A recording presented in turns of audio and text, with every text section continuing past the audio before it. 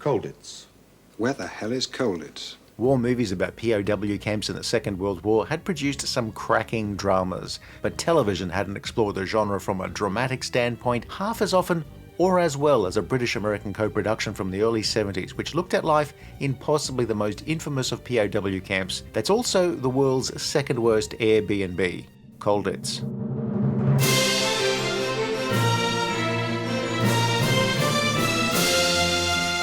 A special prisoner of war camp in Saxony from which there is no escape. That is where we are going to send you, to Colditz. Colditz was an early 70s BBC series that dramatised life in a notorious German prisoner of war camp housing special prisoners, where the main entry requirement was to have already escaped from other POW camps. So, to paraphrase an old saying, how do you get to Colditz Castle? Practice, practice, practice. Colditz is based very loosely on events that took place within the actual World War II prison camp built in a German castle known officially as Auflag 4C, which was designated a Sonderlager or special prison. Where am I being taken? The television series was a co-production between the BBC and Universal Studios, ran for 2 seasons between 1972 and 1974, and is based in part on the memoirs of successful escapee Major Pat Reed, who'd also be a technical advisor for the series. Colditz Castle overlooks the town of Colditz in Germany, and by virtue of its reputation and imposing presence on the landscape, would probably end up as the most famous World War II POW camp, at least in terms of the many depictions in various media. There was a 1955 movie, The Colditz Story, an early 70s American television movie, and much later on an ITV miniseries. There would also be a tie-in board game for this show, and of course, a lot of books. Pat reads books as well as books from other inmates and books from the German perspective. But what Colditz is absolutely not based on in any way is another movie involving dodgy accents and escape from a castle filled with Teutonic despots. I have nothing against the SS, of course. Of course. If you absolutely had to be incarcerated for the duration of the war, would you want to be stuck half-starved and endure privations in some cold and drafty temporary wooden shack in the middle of nowhere? Or would you like the full luxe experience of privations and being half-starved in a cold and drafty castle that had been on the site in one form or another for something like 1,000 years? Decisions, decisions. The castle had been repurposed various times as a fortress, an asylum, a concentration camp, a standard POW camp, before its eventual redesignation as a special camp for serial escapers, which, as I have learned the hard way, is somebody who escaped from prison a lot. And not, I mean, repeat, not bits of cornflakes that end up being stuck between the packet and the box. Nowadays, Schloss Colditz is a proper tourist attraction, though it is not clear what, if any, breakfast cereal they serve, and what penalties apply for late cancellations. Colditz was built to keep people out. What we have to do is keep them in. Created by Brian Degas and producer Gerard Glaister, Colditz was produced during BBC's golden age, when their output was filled with many memorable costume dramas. Colditz was unique in that, although it was a period-set show, it was actually a period still within the living memory of many of the cast and crew, and also the contemporary audience, who, without a show like Colditz, would have to wait decades to see Banged Up Abroad. Please, no joking. Despite its BBC TV studio multi-camera look, Colditz was a prestige production in its day, bringing with it some big-name star power and a very large number of fine British actors of the day, playing a variety of Brits, Germans, French and Polish. The series was unusual in that, for a show called Colditz, it's not actually until the 4th episode that an entire episode is set within Colditz. Just think if you made a show called Dallas, but set the first few episodes in Houston and then have everybody talking about getting to Dallas. What? The first 3 episodes, that's of Colditz, not Dallas, focused on an individual character being captured and then attempting escape multiple times before the Germans decided to send them to spooky Colditz as a punishment, the Bad Boys Camp. Its horrors are foreshadowed by some valiant attempts at German accents that are about as convincing as my cat's attempt to feign interest in my daily activities. The Ministry of Propaganda is most enthusiastic about the first 2 chapters of your manuscript.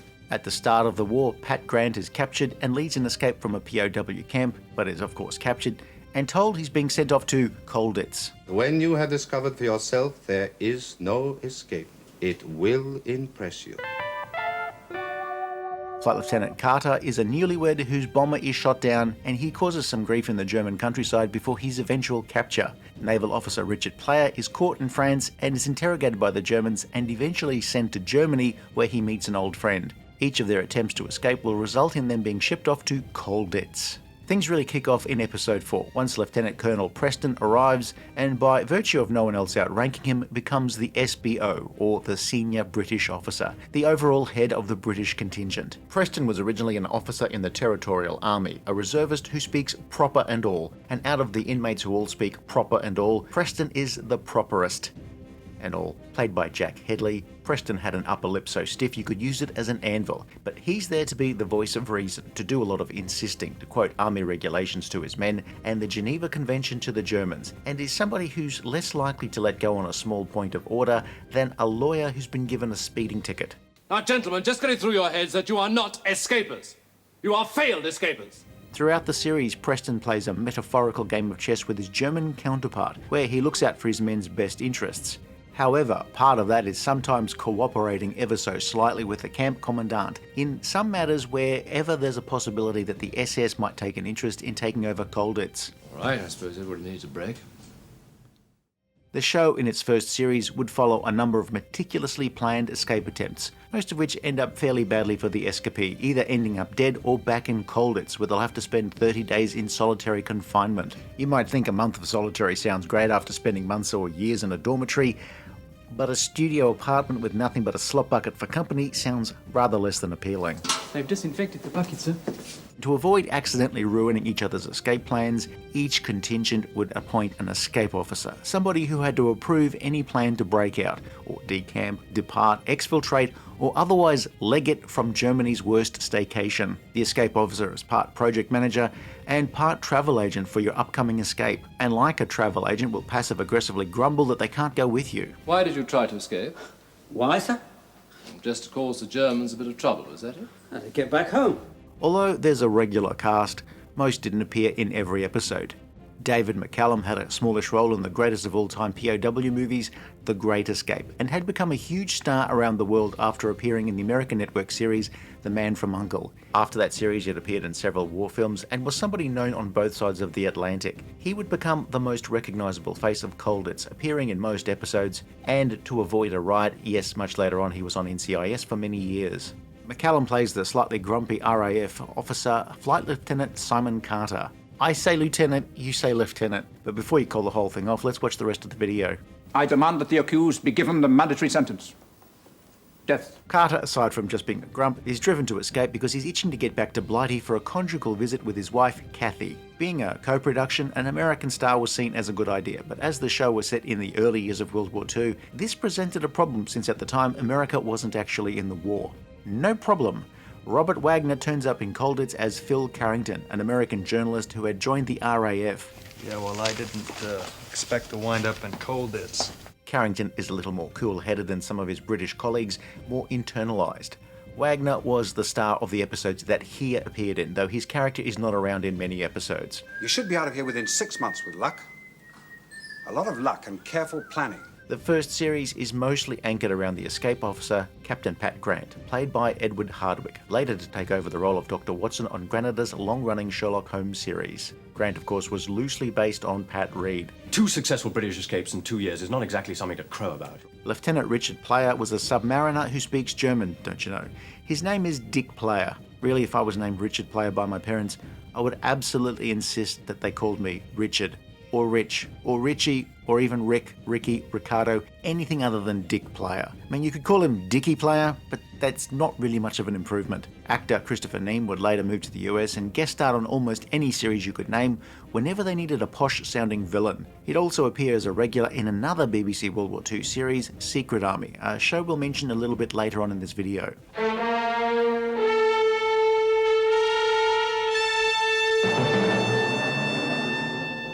In a lot of these types of shows, most of the non-regulars change from episode to episode, but at least in Colditz we have some continuity with Tim Downey and George Brent, played by Richard Heffer and Paul Chapman respectively, who do a lot of stiff upper lippedness and assist with escape attempts. Downey has a big mustache and sounds like he's auditioning for the upstairs role in Upstairs Downstairs. But that all sounds like a barrel full of excuses for doing nothing to me. While Brent is a talented artist who's also a little bumbling and a nervous type in dangerous situations. It's the best I could do in the time, but it is accurate. Almost everyone else would change from week to week. The camp was mainly for officers in the British forces, who tended to be from middle and upper class backgrounds. He put on his accent with his uniform for a start. But also, since it was a BBC show, most of the British contingent speak like they were prefects at the same public school. Yes, that was dash bad luck looking back on it, because you see, I thought I was in Switzerland. What? There are a few NCOs in the camp functioning as orderlies for the officers, but as it's the BBC in the 70s, they were seen only when it was absolutely necessary because they needed to show somebody emptying the slop buckets. There's a traditionally cheeky, unlovable Cockney sergeant. Cheer up, Fritz, it may never happen. And then, of course, there are the Germans. Rather than portraying them all as jackbooted thugs, the series draws a distinction between the German army, the Wehrmacht, and the Nazi diehards in the SS and Gestapo, who are usually portrayed as dogmatic, cruel thugs. Oh, why won't the BBC think of the feelings of those poor Nazi-Wazis? The camp commandant is played nobly by Bernard Hepton. He's meant to be a reasonable bod, an old-school German army officer rather than a party man. The commandant has the job of keeping his prisoners in line while keeping the hard-line Nazi elements at arm's length. Also, arm's length is the fastest way to spot an actual Nazi. Despite Colditz being a show set during World War II, the commandant and Ullman avoid using the loser high five unless they're dealing with a real psycho. Oh, so it's a Roman salute, you say? Well, after seeing what happened to both the Roman Empire and the Third Reich, yeah, it's still the best way to spot a loser.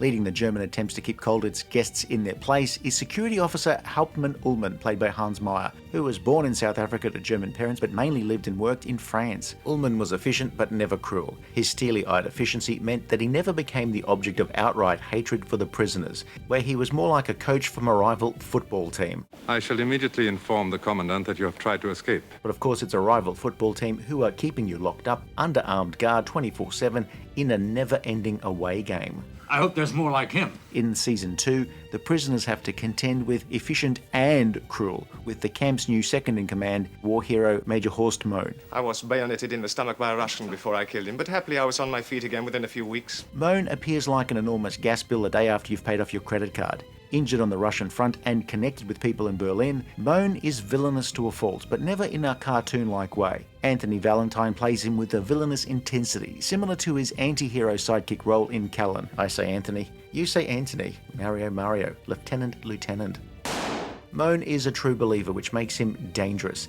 His supreme villainy relegates Hauptmann Ullmann to be more of a forensic accountant than an army officer guarding hundreds of POWs. Ullmann aside, the vast majority of German characters are played by British actors, whose German accents run the gamut of dodgy but serviceable, Cannot pity fools.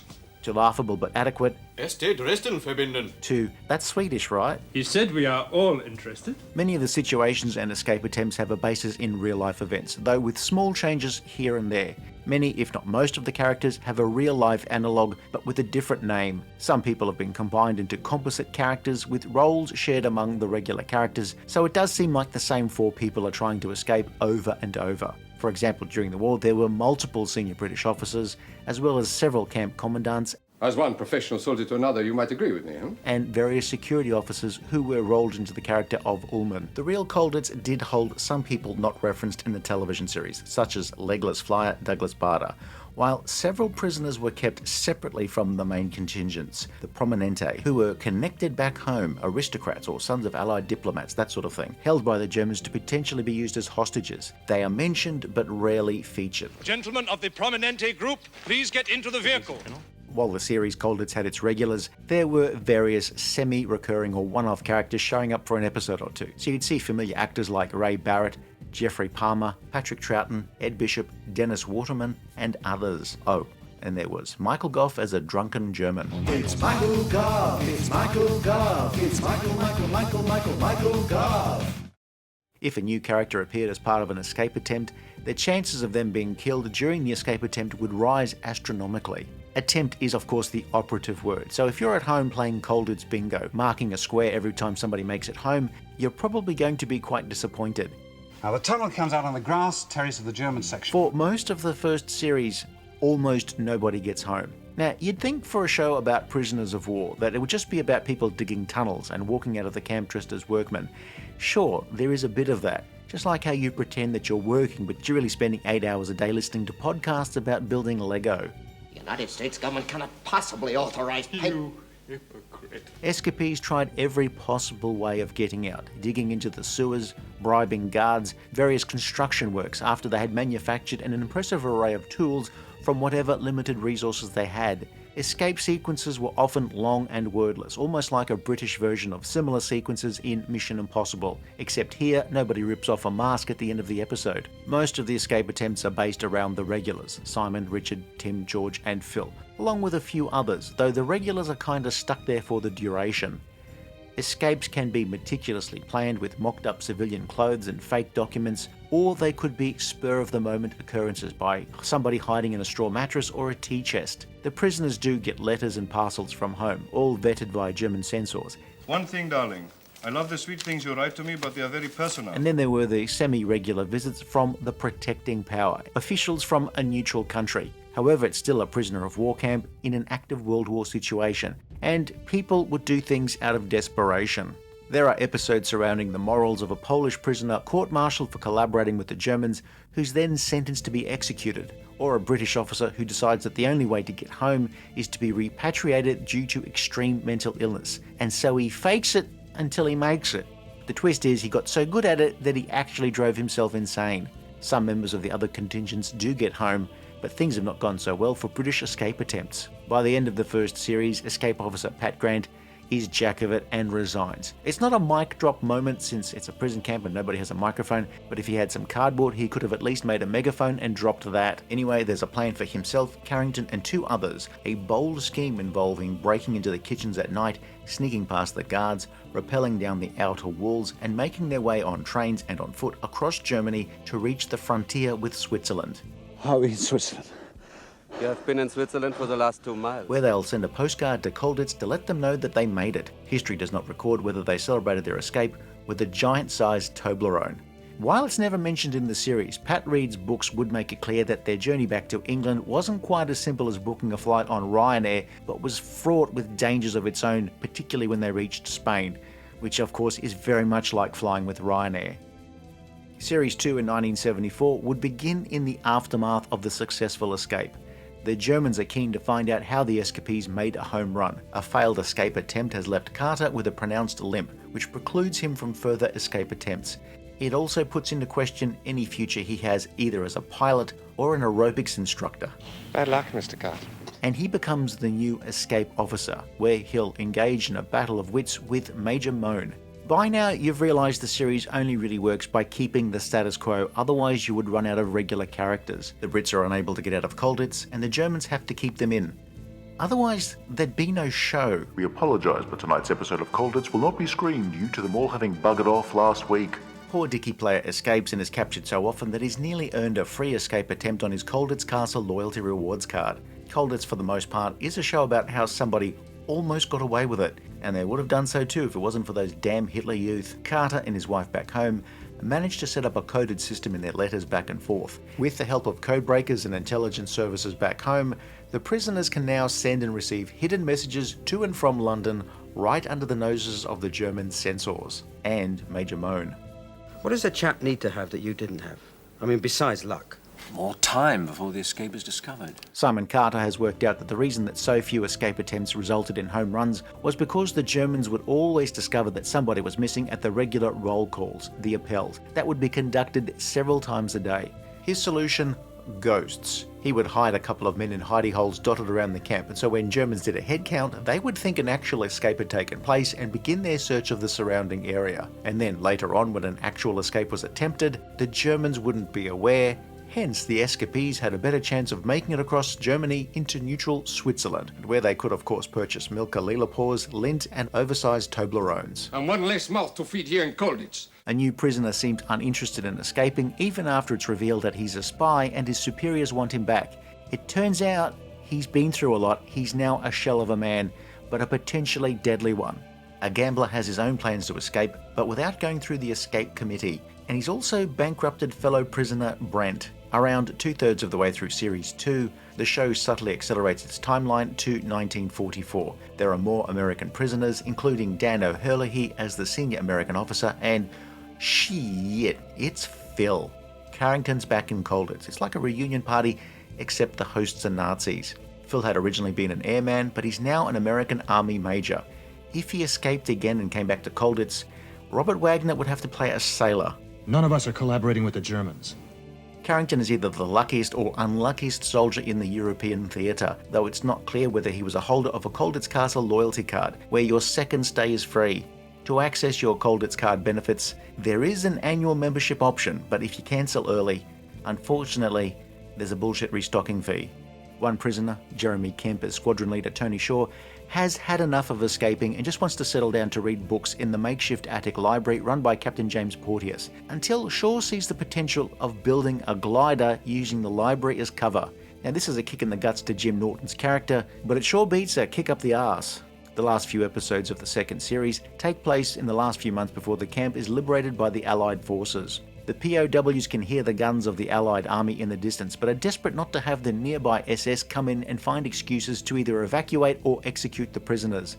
Even with a war going on, Colditz as a place to soak up the sun does have one advantage, in that at least the Germans here aren't getting up early to put their towels on all of the deck chairs. The most German of Germans in the series was Major Moan, where he was the stickler for rules, a martinet, unbending and determined to succeed in stopping British escape attempts. He also enjoyed his job immensely in the most petty and chicken shit way imaginable. A committed Nazi suddenly decides that with a German defeat likely, that he has to get out. We must have some more agreeable conversations about football exchange, news and views. In some of the series' most cringeworthy moments, Moan tries to ingratiate himself with the prisoners, where he butters them up in the hope that they will act as a character reference. While others humour him, it's finally Colonel Preston who speaks with the most honesty. I very much doubt if there is one man in this castle, either captor or captive, who would lift one little finger to help you save your skin. Moan, the most committed and the most hated of the German officers, deserts a few episodes before the end of the series. Who could have possibly foreseen that some tough guy Nazi bully would turn into such an abject chicken?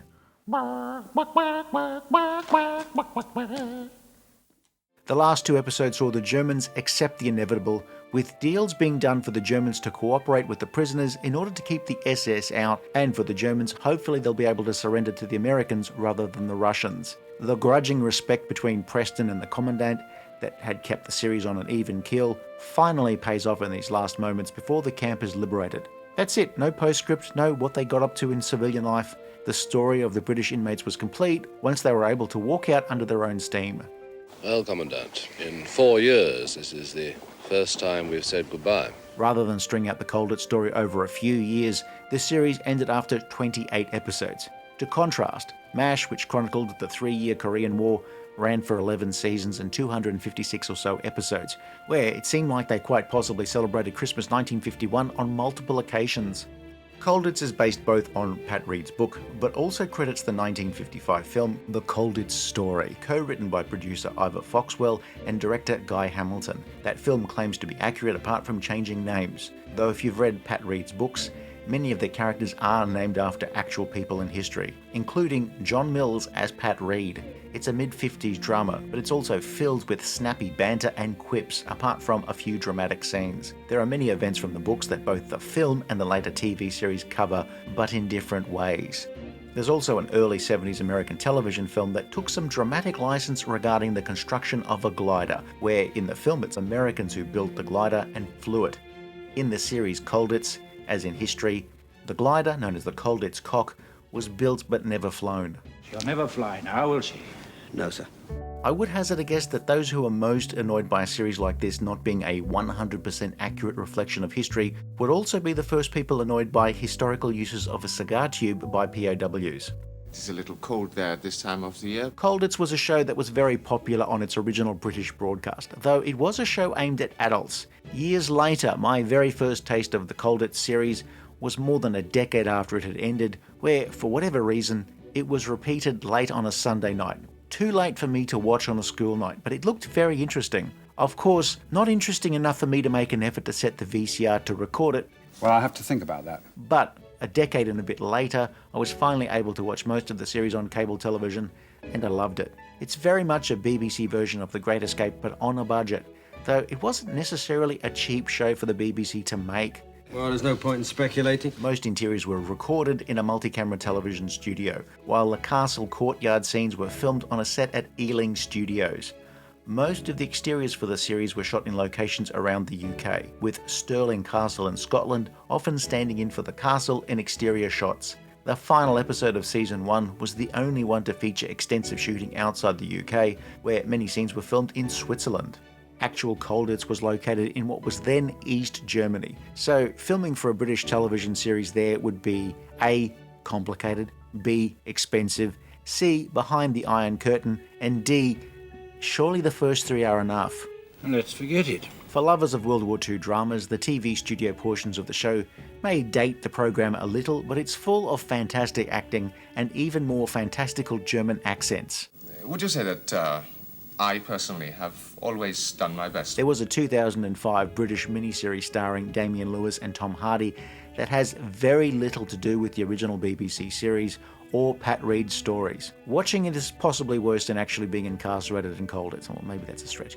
But it's so abominable that even a Yeti would sue for trademark infringement. Find out how they did it! The 70s series was full of varied plots where, for me, the better episodes weren't actually about the escape attempts, but the ones with the human drama, such as Carter being court-martialed for not saluting a German doctor, or Carrington attempting to persuade the Germans that he's on their side, or Colonel Preston's attempts to stop the transfer of captured commandos knowing that they'll likely be shot, or just the general mind games between Carter and Major Moan. After Colditz, creator Gerard Glaister revisited World War II in a different setting with 1977's Secret Army, again starring Bernard Hepton, where this time he's a bar owner in occupied Belgium who is also the head of an organisation that helped downed Allied airmen get back to Britain right under the nose of the Germans. If this sounds familiar, it's because it's the show that was parodied so mercilessly in Allo Allo. Secret Army is probably the next logical series to watch if you enjoyed Colditz as much as I have, and if you want something that's similar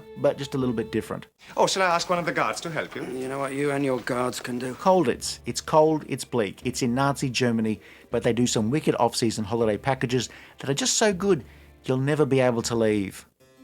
If you enjoyed this review, please like and subscribe, leave a comment below, or check out some of our other videos.